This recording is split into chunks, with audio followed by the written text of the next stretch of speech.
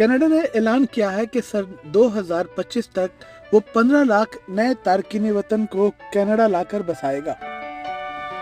आइए जानते हैं कि कनाडा के इमिग्रेशन निज़ाम में अब किन लोगों को तरजीह दी जा रही है।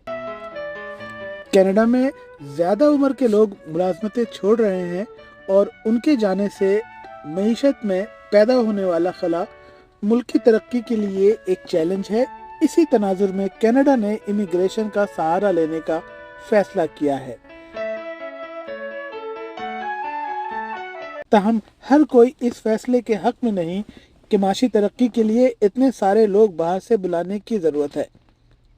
कनाडा की वफाकी हुकूमत ने रवा माह के अवाइल में जारहाना ऐलान किया कि वो 2025 तक सालाना 5 लाख तारकीन वतन को कबूल करने जा रहे हैं।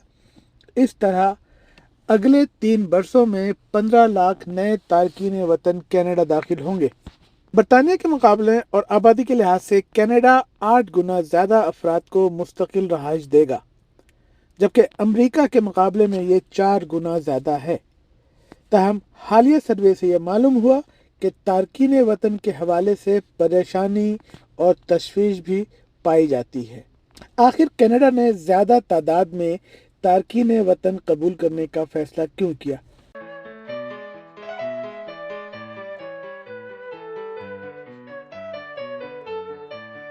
कई बरसों से कनाडा मुस्तकिल रहाइश के लिए एक पुरकशिश मकाम साबित हो रहा है। मुस्तकिल रहाइश हासिल करने वाले लोगों से मुराद वो लोग हैं जिन्हें मुल्क में मुलाजमत हासिल करने का हक है, मगर वो फौरी तौर पर शहरी नहीं होते।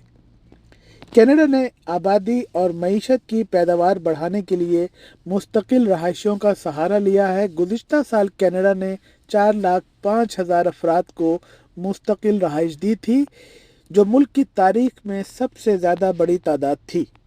इसकी वजह बहुत सादा है। दीगर मगरबी मुल्कों की तरह कनाडा की आबादी भी मुअम्मर हो रही है।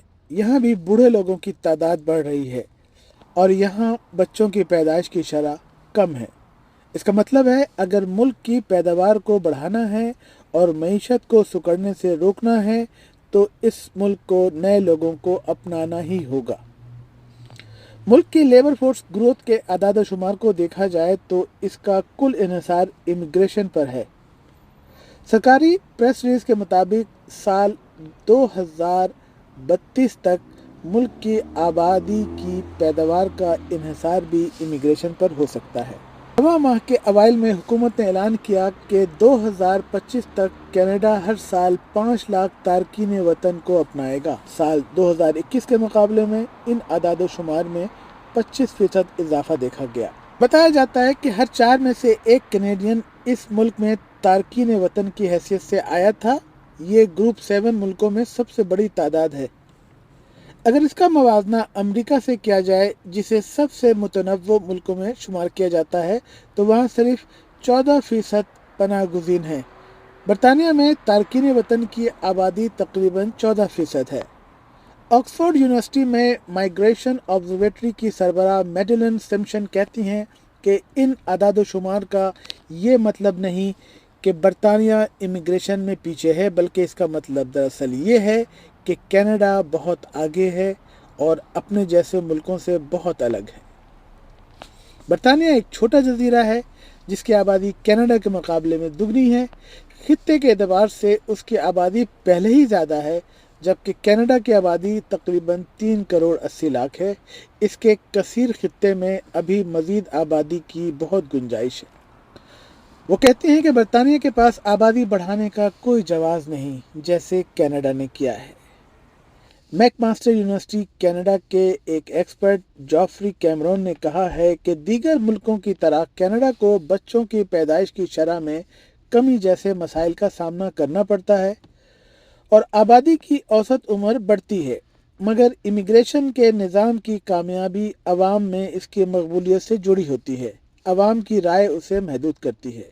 इससे पहले भी कनाडा में इमिग्रेशन को बहुत ज़्यादा हिमायत हासिल रही है। कैमरॉन ने कहा कि इसकी बड़ी वजह यह है कि कई लोगों को यकीन है कि कनाडा की हुकूमत इमिग्रेशन का अच्छा निज़ाम चलाती है और ये मुल्क के मफाद में होता है। ताहम इसका ये मतलब नहीं कि इमिग्रेशन के हवाले से लोगों में तशवीश नहीं पाई जाती। حالیہ برسوں میں امریکہ کے ساتھ سرحد پر تارکین وطن کی تعداد بڑھنے سے کینیڈا میں تنازعات پیدا ہوئے ہیں۔ سال 2018 میں ملک میں ایک دائیں بازو کی جماعت پیپلز پارٹی آف کینیڈا نے زور پکڑا اور 2018 کے وفاقی الیکشن کے دوران اس موضوع کو زیر بحث لایا گیا۔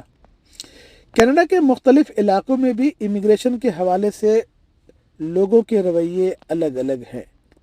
جب کینیڈا کی حکومت نے سالانہ 5 لاکھ تارکین وطن لینے کا اعلان کیا تو اس کے 13 میں سے ایک صوبے کیوبیک نے کہا کہ وہ اپنی خود کی امیگریشن حد طے کرے گا اور سال میں 50,000 سے زیادہ تارکین وطن کو قبول نہیں کرے گا۔ یہاں ملک کی 23% آبادی ہے اور یہ صرف ملک کے 10% نئے تارکین وطن کو قبول کرے گا۔ کیوبیک کے سربراہ نے کہا کہ زیادہ تارکین وطن کے آنے سے صوبے میں فرانسیسی زبان کی جڑیں کمزور ہوں گی۔ سالانہ 50,000 سے بھی فرانسیسی زبان کی تنزلی کو روکنا مشکل ہوگا۔ یہ سچ ہے کہ کینیڈا میں پیداوار کے مواقع موجود ہیں، مگر کچھ شعبوں میں جگہ تنگ ہو رہی ہے۔ ٹورانٹو اور وینکوور جیسے بڑے شہروں جہاں تقریباً 10% آبادی رہتی ہے، وہاں سستی رہائش کا ایک بحران ہے۔ ایک سروے کے مطابق جو 1540 کینیڈین شہریوں پر مبنی ہے، بتایا گیا ہے کہ 4 میں سے 3 لوگ کہتے ہیں کہ انہیں امیگریشن کے حوالے سے نئے منصوبے پر تشویش ہے اور انہیں ڈر ہے کہ اس منصوبے سے رہائش اور سوشل سروسز جیسے شعبوں پر کیا اثر پڑے گا۔ 49% نے کہا کہ یہ ٹارگٹ بہت بلند و بالا ہیں، جبکہ 31% نے اس کی حمایت کی اور کہا کہ یہ صحیح اعداد و شمار ہیں۔ آئیے دیکھتے ہیں کہ امیگریشن کے لیے کینیڈین حکومت کیا حکمت عملی اپنا رہی ہے۔ مغربی دنیا میں کینیڈا کی حکمت عملی الگ اس لیے بھی ہے کیونکہ یہاں امیگریشن کی بنیاد معاشی فائدے حاصل کرنا ہے، یعنی کہ جو لوگ جیسے جیسے آئیں گے امیگریشن لے کر، اس سے کینیڈا کو معاشی فوائد حاصل ہوتے ہیں۔ وہ لوگ آ کر یہاں گھر خریدتے ہیں، بزنسز کرتے ہیں اور ملک کی اکنامی ترقی کرتی ہے۔ کینیڈا میں تقریباً نصف تارکین وطن کو ان کی صلاحیتوں کی بنا پر خوش آمدید کہا جاتا ہے، نہ کہ خاندانی رابطوں کے باعث۔ حکومت کو توقع ہے کہ سال 2025 تک یہ 60% ہو جائے گی۔ برطانیہ میں 4 میں سے 1 مستقل رہائش کی منظوری معاشی ترقی کی بنیاد پر دی جاتی ہے۔ امریکہ میں صرف 20% گرین کارڈ جاری کرنے کی وجوہات معاشی ہوتی ہیں۔ دونوں ملکوں نے یہ اشارے دیے ہیں کہ وہ معاشی بنیاد پر امیگریشن کے حصے کو بڑھائیں گے، مگر ان دونوں ملکوں میں بڑا فرق یہ ہے کہ یہاں کمپنیوں یا امپلائر کی جانب سے معاشی امیگریشن کو اسپانسر کیا جاتا ہے۔ تاہم کینیڈا میں نوکری کی پیشکش آپ کے کل پوائنٹس کو بڑھا سکتی ہے، مگر یہ ضروری نہیں ہے۔